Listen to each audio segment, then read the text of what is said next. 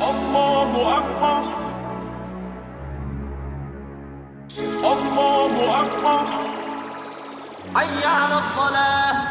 Allahu Akbar.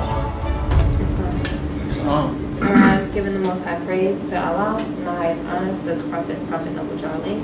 I'd also like to extend honors to our orange flag, the red flag with the green 5-pointed star in the center.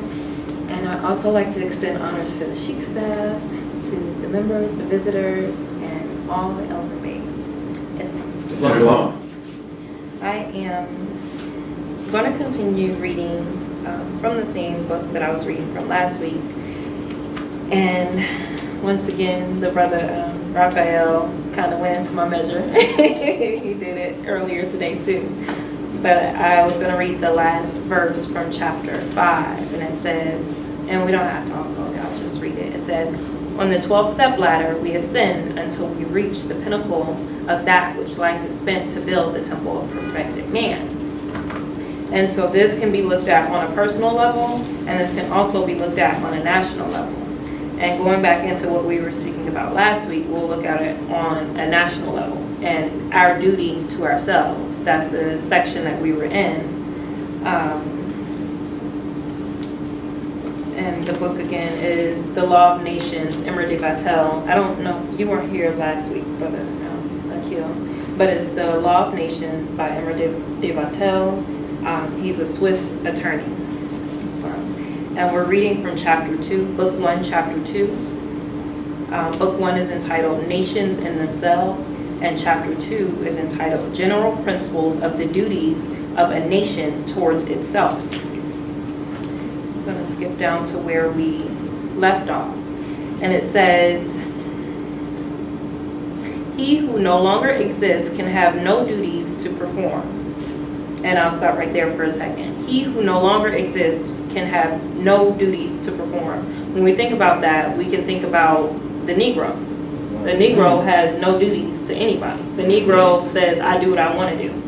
There's a song by Cardi B, I do what I like, or I do what I want to do, basically.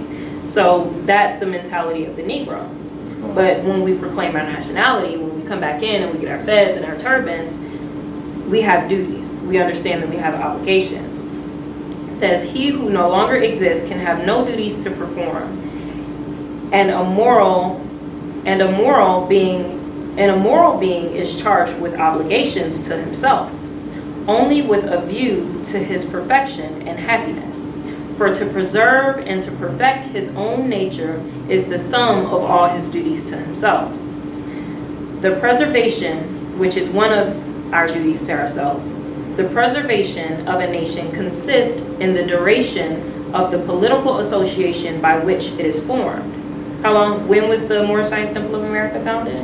1913. And so that's preservation. We've existed in whatever form. We may have had fights, we may have had civil wars, we may have, lost a large part of our membership, but we're still here. That's perseverance. So that's one of our duties, is to preserve our nation, to keep the temple doors open.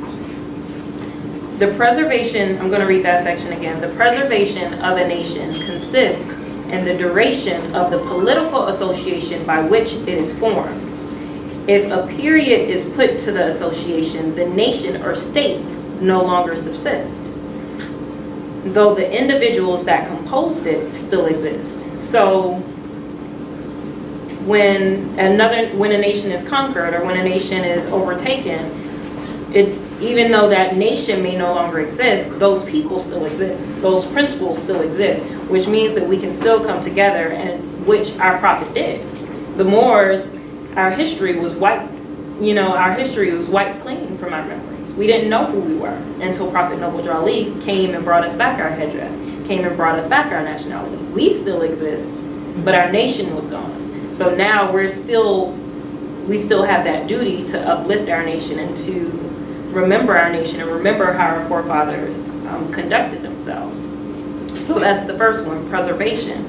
Another duty is the perfection of a nation. And it says, the perfection of a nation is found in what renders it capable of obtaining the end of civil society.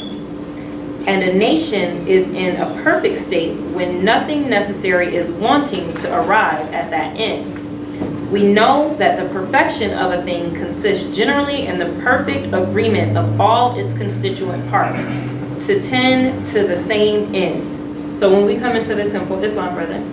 So when we come into the temple, as we mentioned last week, we have all of these different skills, these different gifts. The brother here does IT. The brother Akil is into different things, and the brother here, you may be into certain things. We all bring something to the temple. We all bring something into our nation, but we should have that same end. Islam. A nation being a multitude of men united together and in a civil society. If in that multitude all conspire to attain the end proposed in forming a civil society, the nation is perfect. So if we all are in agreement on what we're seeking to obtain, as Moorish Americans, what are some of the things that we're seeking to obtain? Or what are some of the things that we're seeking to achieve as a nation? Unity. What else? Economics. Islam. You have something, brother? You look like you got something. Community growth. Community growth. Islam. So these are all things that we want to see. These are all common goals, and we can all bring our gifts together to get that common goal as a nation. If in that multitude all conspire to attain the end proposed in forming a civil society, the nation is perfect, and it is more or less so according as it approaches more or less to the perfect agreement. So in order for us to have a perfect nation, we all have to agree on basically the laws that govern us. Who is our head of the Moorish Science Temple of America? Prophet Noble Drew Ali, Islam. In the same manner, its external state will be more or less perfect, according as it concurs with the interior perfection of the nation. So we know that our head is Prophet Noble Drew Ali, but as our Grand Governor spoke last week, we have all of these different groups, or different grand bodies of Moorish Science Temple of America. And the stance of the Temple number 19 is that we would look to unify more than anything else. If you come from a different grand body, we would look for our similarities rather than to focus on our differences. And that's what makes us perfect. That's what makes us stronger. That's what makes us look more, or makes us more solid to other nations. When we can all say, yeah, we have differences, but we all honor Prophet Noble Drew Ali as our head. Islam. So you have the preservation of the nation, or the preservation of self, the perfection of self, or the perfection of your nation, and you have the end or object of the civil society. So we just discussed some of the things that are the objective of our civil society. The end or object of civil society is to procure for the citizens whatever they stand in need of, for the necessities, the conveniences, the accommodations of life, and in general, whatever constitutes happiness. Oh, Islam. Brother, I'm not sure. I've never seen you before. Your name? Islam. Islam. Okay, Islam. So here we're speaking about the duty of individuals to a nation, to their nation. So one of those duties is preservation of the nation, and then perfection of the nation, and then all coming together on one particular goal. And that goal or that object is to make sure its constituents, or to make sure its citizens are happy, make sure its citizens have everything that they need. Our citizens or our members shouldn't, there should be a point to where we don't have to stress over, I don't know how I'm gonna pay my bill, or I don't know how I'm gonna feed my child, or I can't find a job, or I can't. This is what being in the bands of society does. Because you have resources, you have people here that are willing to help. So what are the things that we need, or even want, to make us happy? Because that's the mission. What does our prophet say about happiness? happiness is found in that which is permanent. Islam. The Prophet says a lot about happiness. Definitely. Islam. So what Talks about makes being in heaven. Islam? So what makes us happy? What do we need within the bands of society that can make us happy? Economic independence. Economic independence. What else? I think that's the main thing. That's the main thing. That's a hard one for us. Seeing other people happy. Islam. Seeing your brother or your sister happy. Islam. So Family structure. Islam, family structure, Islam. So I'll read this sentence again. The end or objective of a civil society, or our moral science symbol of America, is to procure for its citizens or its members whatever they stand in need of, for the necessities, the conveniences, the accommodation of life, and in general, whatever constitutes happiness, with the peaceful possession of property. What about that? That's important, right? The peaceful possession of your property. You know, do you want to, go out and get a new car and have to look out the window every 5 seconds, not knowing if somebody's going to break into your new car and take it? No. Within the bands of society, when you live around your people, as the brother here last week we were saying, when you live around your people, you know that when you go to sleep, your neighbor's not going to steal your car because your neighbor is your brother. And then your neighbor over here is your sister. You have families within the bands of society. So you have that peaceful possession of your property. It says, with the peaceful possession of property, a method of obtaining justice with security. So a method of obtaining justice.